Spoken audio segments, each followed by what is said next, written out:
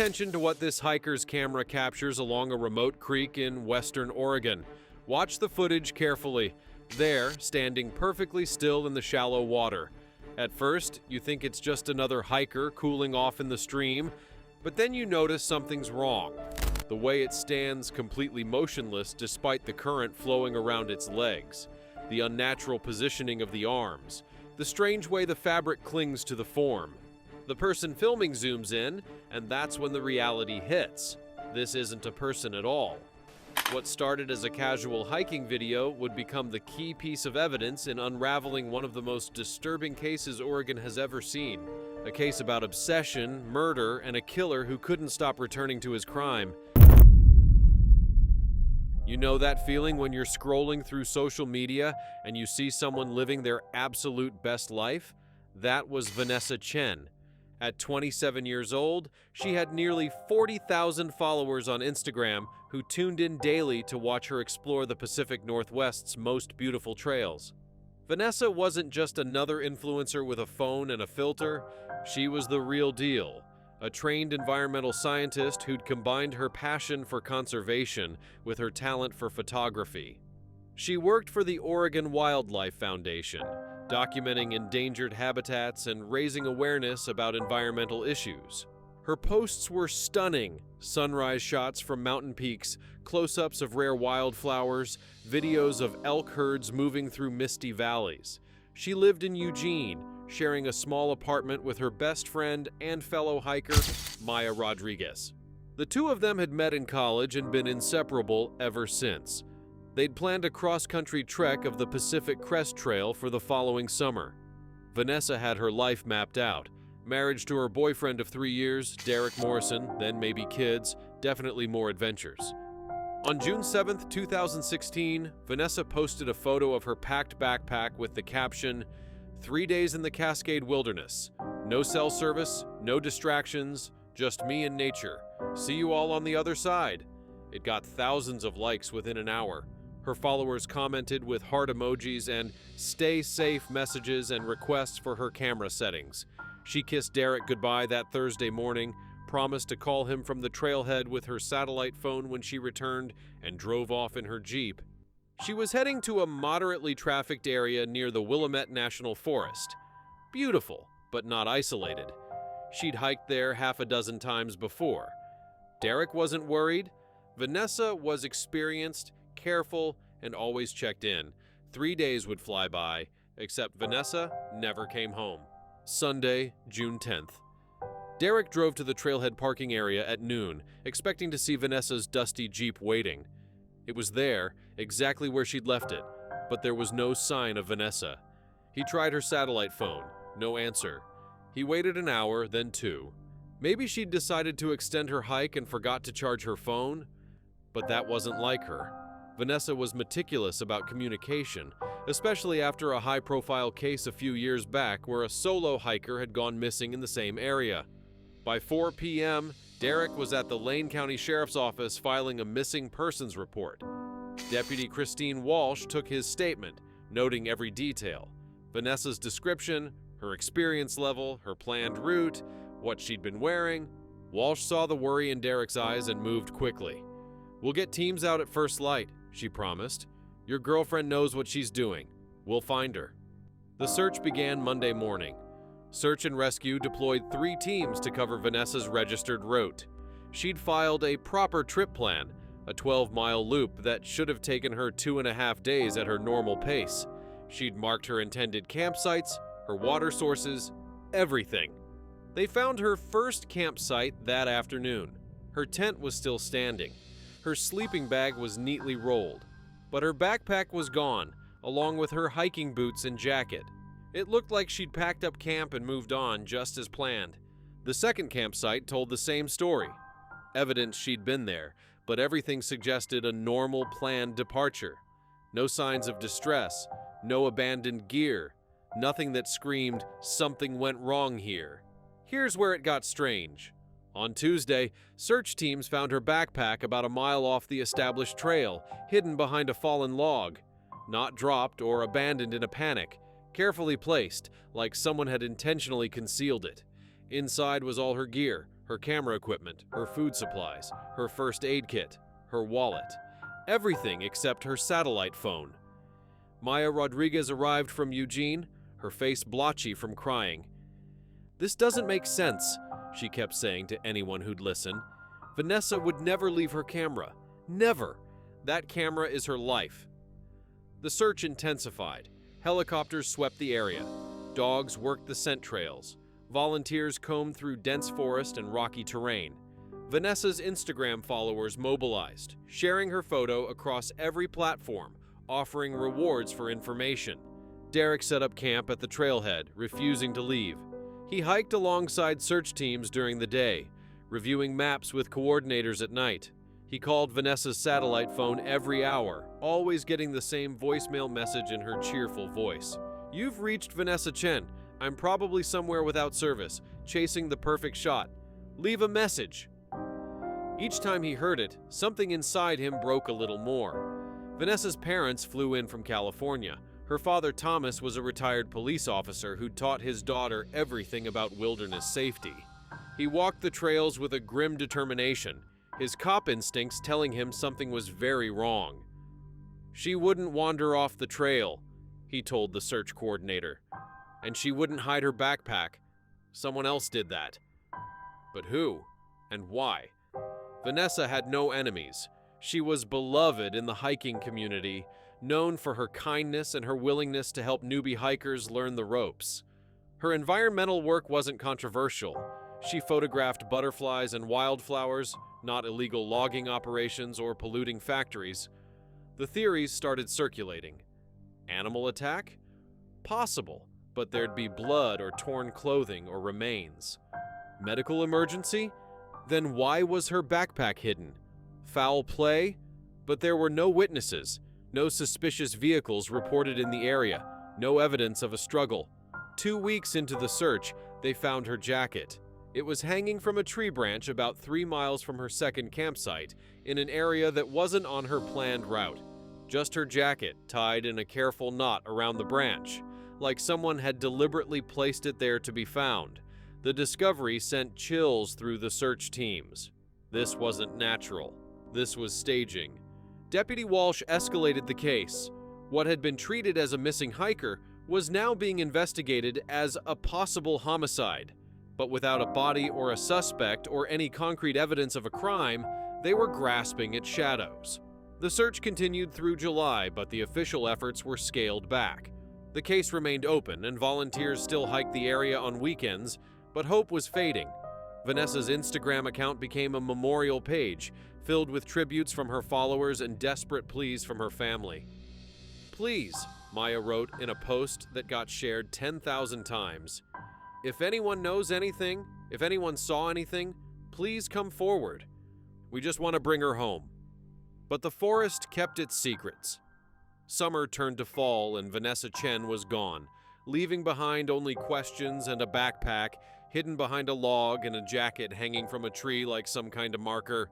Life without Vanessa felt impossible for those who loved her. Derek couldn't sleep in their apartment anymore.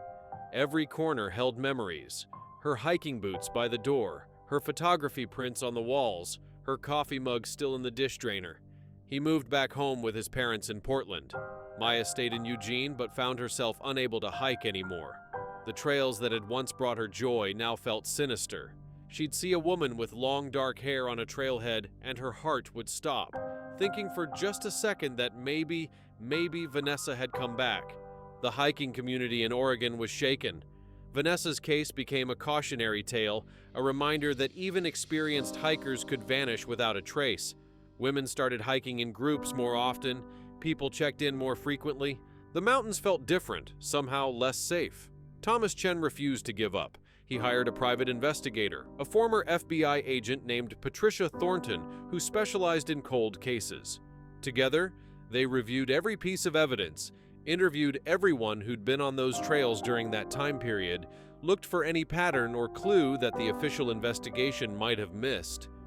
"Someone knows something," Thomas insisted. "Someone saw her. Someone did this." But months passed with no breakthroughs. One person who seemed particularly affected by Vanessa's disappearance was a local man named Aaron Fletcher.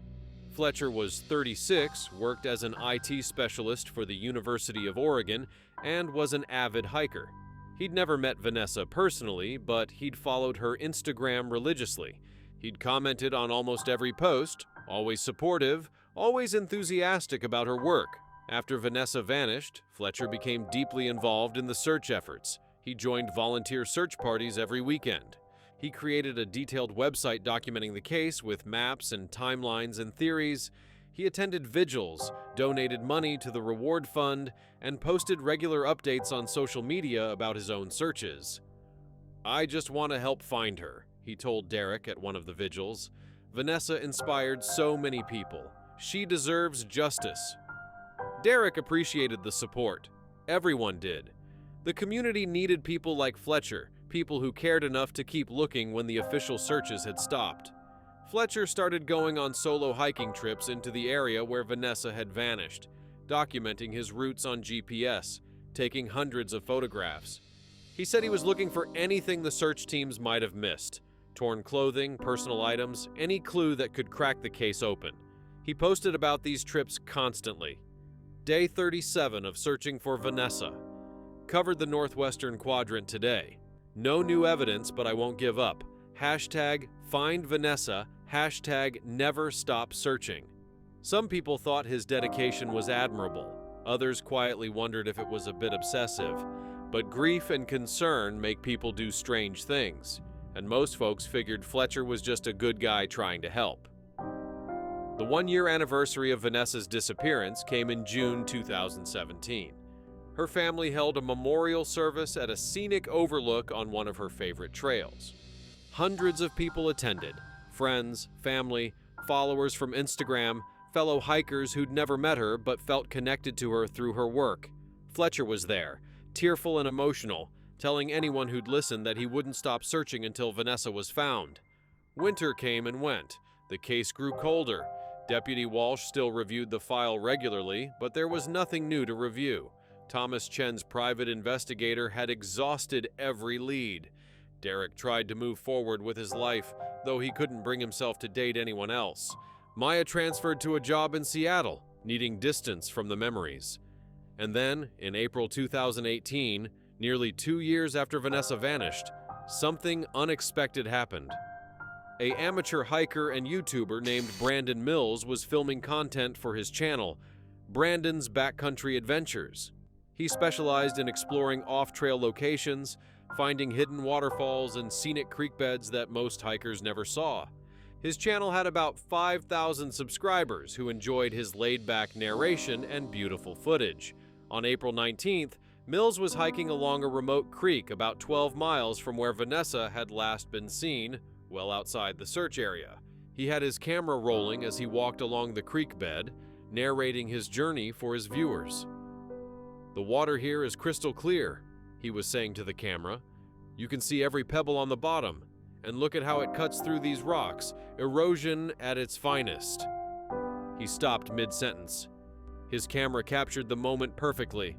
There, standing in the shallow creek water, was what appeared to be a person, completely motionless, arms at strange angles, standing perfectly still despite the current flowing around its legs. Hello?" Mills called out, his voice uncertain. No response, no movement. Mills zoomed in with his camera, his hands shaking slightly. That's when he realized it wasn't a person at all. The proportions were wrong. The skin looked strange. It was a mannequin, dressed in hiking clothes, standing in the middle of a creek in the wilderness. "What the hell?" Mills muttered, still recording.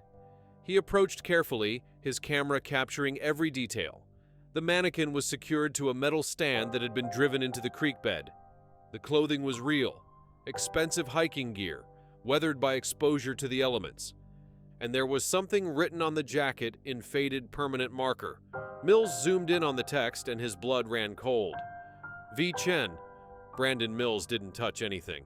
He backed away slowly, his camera still rolling, and immediately called 911. His hands were shaking so badly he could barely hold his phone. "I found something in the woods," he told the dispatcher. I think it might be connected to that missing hiker from a couple years ago, Vanessa Chen. Deputy Christine Walsh was at the scene within 3 hours, along with a full forensic team. When she saw the mannequin standing in the creek, exactly as Mill's video had captured it, she felt her pulse quicken. This was the break they'd been waiting for. The mannequin was carefully documented and removed. The clothing was real, high-quality hiking gear. And yes, the jacket had V. Chen written inside the collar, Vanessa's habit of labeling all her equipment.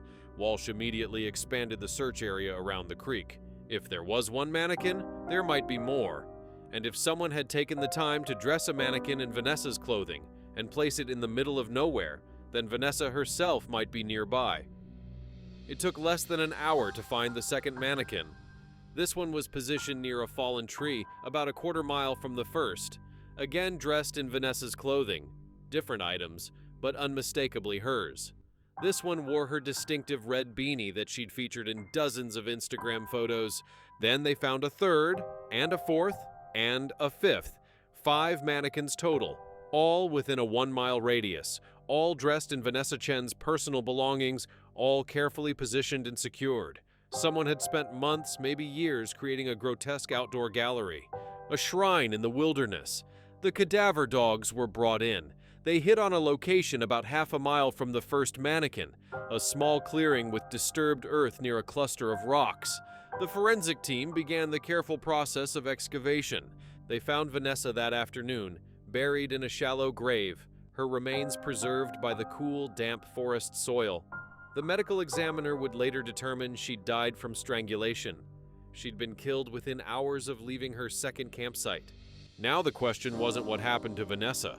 The question was who did this, and more importantly, who had been returning to this remote area to create these disturbing installations. Walsh's team began tracing the mannequins. They were professional grade, full body, posable, the kind used by retail stores or photography studios. Not something you'd find at your average discount store. The team contacted suppliers throughout Oregon and Washington looking for recent purchases. The breakthrough came from a supplier in Portland. The owner remembered selling 5 mannequins to a customer about 18 months earlier. The buyer had paid cash but had provided an email address for the invoice. The email address belonged to Aaron Fletcher. Walsh felt her stomach drop. Fletcher, the dedicated volunteer, the man who'd spent 2 years searching for Vanessa, the man who'd been hiking these trails every weekend, documenting his routes, taking photographs. She pulled up everything they had on Fletcher. 36 years old, IT specialist, lived alone in a house outside Eugene. No criminal record, no history of violence. Just an apparently normal guy who loved hiking and had been deeply affected by Vanessa's disappearance. But now Walsh was seeing patterns she'd missed before. Fletcher's volunteer search routes. They'd all been in different areas, never close to where they'd just found the mannequins. His GPS tracks, which he'd shared so openly, had systematically avoided this specific region. Why? The search warrant was executed at dawn on April 20th. What they found in Fletcher's house was overwhelming and deeply disturbing. An entire room was dedicated to Vanessa. Every wall was covered with photographs, most pulled from her Instagram, but some that looked like they'd been taken secretly. Long lens shots of her on trails, at her apartment, at coffee shops. A detailed timeline of her life mapped out on a corkboard, maps of her hiking routes with notes in Fletcher's handwriting, and most damning, a laptop filled with hundreds of photographs of the mannequins in various poses, with timestamps showing Fletcher had been visiting and repositioning them for nearly 2 years. There was more.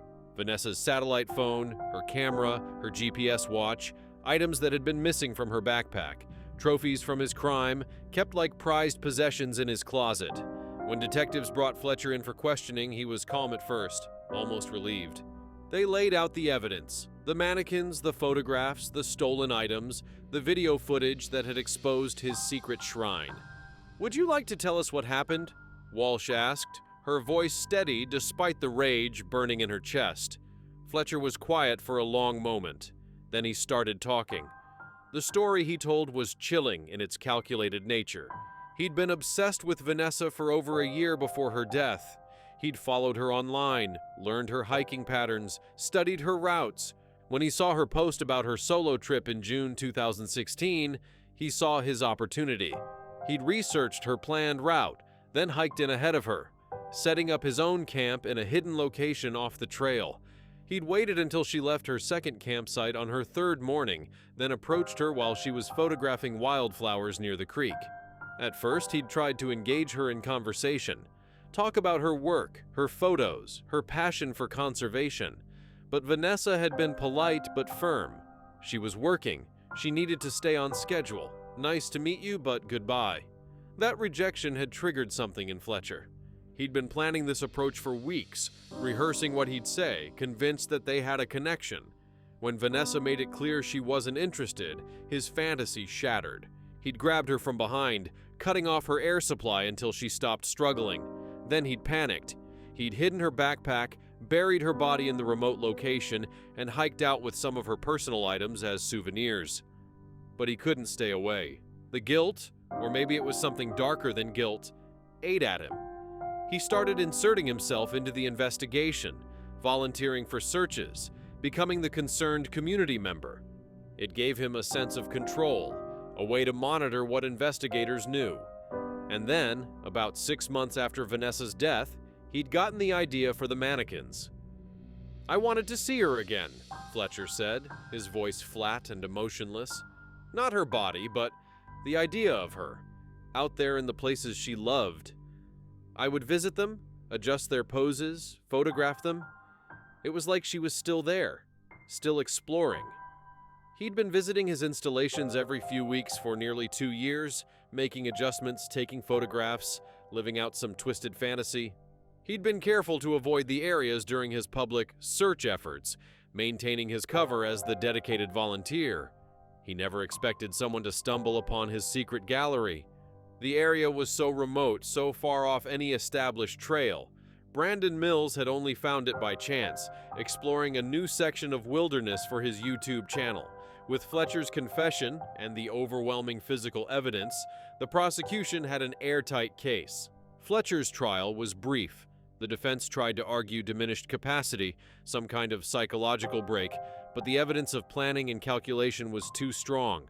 The jury deliberated for less than 4 hours. Aaron Fletcher was convicted on all counts and sentenced to life in prison without the possibility of parole.